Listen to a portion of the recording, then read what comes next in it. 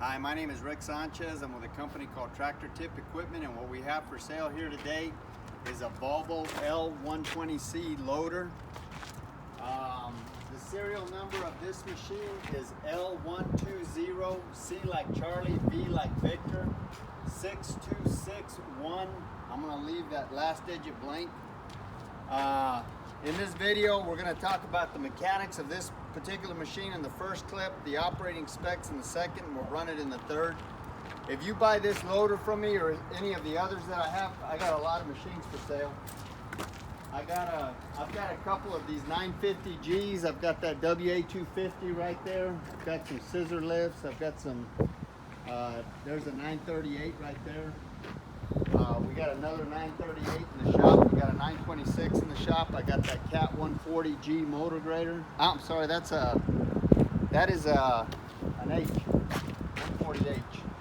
I've got this big CX 460. We got a couple of track skid steers. We got some mini excavators.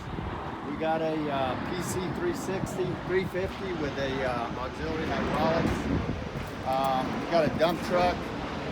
Anyway, we got a lot of, point is if you buy any of these tractors, you're gonna be dealing with my right-hand man, Pro Provencio. He's running the camera right now. So without further ado, we're gonna, price on a new machine like this these days is, I don't even know. I would say probably about 300,000, maybe even more than that. This machine has got, showing on the hour meter, there's 2 hour meters in there. There's a digital one and an analog one, and they show, one of them shows 5,095 and the other one shows 5,093. We do not, like nobody in the United States or around the world guarantees hours. So we're saying that's what the service meter reads, but we don't guarantee hours. As far as manufacturers go, Volvo is one of my particular favorites when it comes to wheel loaders, and I've owned them all. I've owned Cat, Case, John Deere, Komatsu, Hyundai, Doosan. I've owned them all. I have literally owned them all, and I've got reviews on my website there if you want to see any of those other loaders. So the weight of this machine is, point is that the Volvo is an excellent machine. They just really stand the test of, I think they're better than Cat and even Komatsu on the bigger loaders. The weight of this machine is exactly 41,520 pounds. The widest point with that bucket on, that bucket is 9 foot 5 inches wide. But this machine's got a coupler on it. Now, the width over the tires, it's 8 foot 8 inches. So technically it's a permit load in Texas and most states because it's 2 inches over 8 foot 6, but maybe they won't bother you. It's an inch on either side of the trailer. The highest point is the top of that cab at 11 foot 3 inches. Transportation length from the front of this cutting edge to the end of that counterweight is 27 feet. Comparable machines are like Komatsu WA400 or that 950G right there. That's about the same size loader. Or maybe a John Deere 644K. Like I say, I've owned them all, and I'm telling you, Volvo is a very, very good loader. As far as the history of this unit goes, this machine, like almost all the machines we purchase, is an original owner Dallas, Texas machine. I say that because the rust isn't pervasive on this machine at all. There's really no rust. I mean, you can see where, the paint's been flicked off the bucket and the rainwater's gotten to it, but this machine in no way, shape, or form is rust pervasive. We're far enough south and we're 300 miles from the ocean, so we're not in a corrosive environment. The only salt we see is the salt on our kitchen tables. Just about every machine we purchase comes from one of about 30 different large contractors or municipalities here in the Metroplex. This particular machine comes from one of the largest aggregate companies in the United States. got an excellent maintenance program that rivals some of the best I've seen. We've traded back and forth with these guys over the years, and I bought a lot of machines off of them, and I've been happy. We've been happy, and our customers have been happy with all the machines we bought. Before I buy any machine, I have a couple of mechanics go out and inspect it. And if they say everything's okay, then I have a Pro Provencio. He goes out and he inspects it. And if he tells me everything's okay and the money's right on the machine, then I personally go out and I inspect it. So these machines are like 3 and 4 times vetted before we buy the machine. So as far as options go, you can see here it's got a battery disconnect switch, which is kind of handy if the loader's going to be sitting for a while. You don't have that slow battery drain.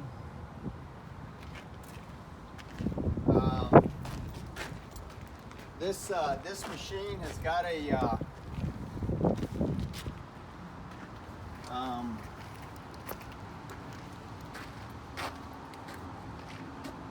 I thought this radiator swung out, but maybe it doesn't.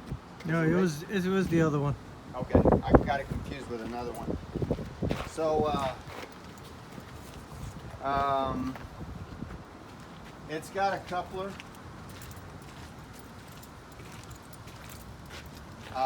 It's got forks. It comes with forks in a bucket. It's got a closed cab, obviously. The air conditioner does work. There's some buttons in there for parallel lift capability. I'm not real sure if, I think they're parallel lift, so don't quote me on that. I think that's it about the options, or is there something I missed, bro? Pretty much covered it. Okay, that's your air conditioner right there. You can see on the back side. Those are really good air conditioning systems. As far as this engine goes, this is a sorry about that. I wasn't sure what engine size this was. I think it's a 2244. It's a Volvo engine.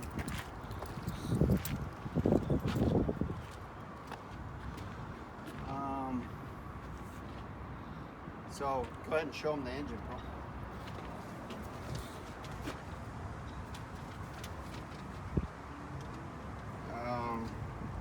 It's a turbo engine. It's a 201 net horsepower, 208 gross. The fuel tank is 67.4 gallons. See you later, Ruben. Have a good day. Okay, good man. All right, thank you. So it's a 67.4 gallon fuel tank, which will give you 12 to 16 hours depending on your operation. All of the fluid levels on this tractor are where they should be. This machine is mechanically sound. There's no leaks on it. Everything works. All the work lights work. Do all the work lights work? Yeah. I think one of them doesn't work. One of them's... We don't know which one, so we're just going to say that one of them doesn't work.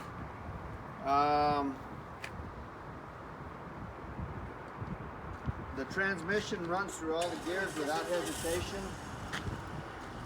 This is an automatic power shift transmission. Top speed in forward is 21 miles an hour. It's 15.7 in reverse. These tires here, these tires are radials. These tires in the back are probably about 95%. We got mud in these tires, but we were using this loader earlier. These tires in the front are probably about 85%. Maybe 80, not say 85%. When you pro. Yeah, I would say. They're 23.5 25s. 23.5 R25s. Like I say, they're all radials. These are like brand new tires. These in the back. The tire tread is equal across the axle. So you got equal tire tread across the axle. I actually got a really good deal on those tires, so I got a buddy of mine that works at a tire shop. And he happened to call me and say, hey, you need some 23.5s. I said, yes, I do. The tires on this machine were like that one, but I figured we'd put these new ones back there. The hydraulics are strong on this unit. There's no cracks or welds anywhere in the work equipment.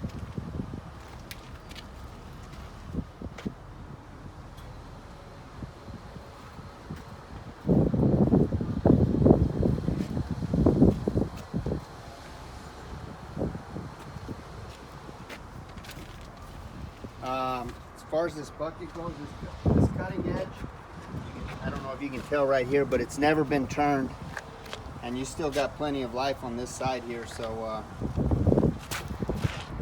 we didn't turn it.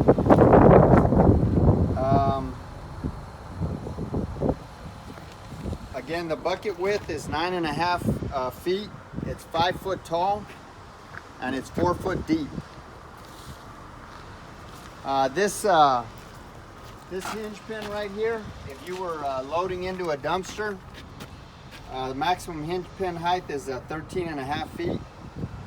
The breakout force on this loader is 31,630 pounds. The static tip load of this loader is 29,550 pounds. So the lifting capacity of this loader is limited to its static tip load, which simply stated the hydraulics on this unit are so powerful that the machine will actually tip forward before the hydraulics give out. So your lifting capacity is limited to the weight behind this fulcrum right here on this axle. And like I say, it's 29,550 pounds. I guess that's about it.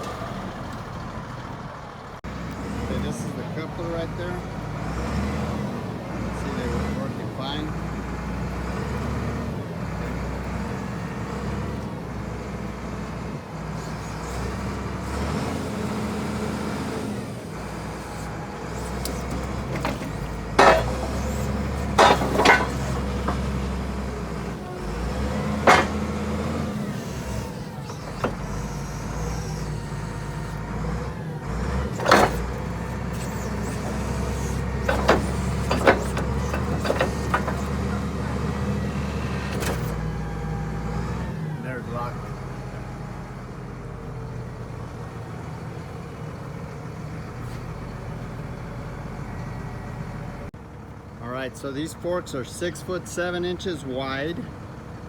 They're 3 foot tall, and they're 5 feet long. And it is obviously a quick couple system. All right, so this is the inside of the cab here. Your hour meter says 5,093. You've got a float function for your bucket. You've got, I guess that would be some type of parallel lift. Your bucket controls are right here. There's an outlet right there. I don't know if that's 12 volt.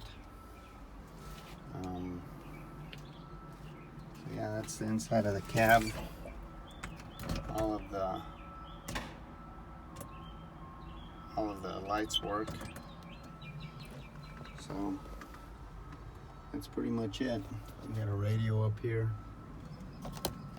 light right there. Oh, and there's your other gauges right there. We're pretty much on empty on this dude.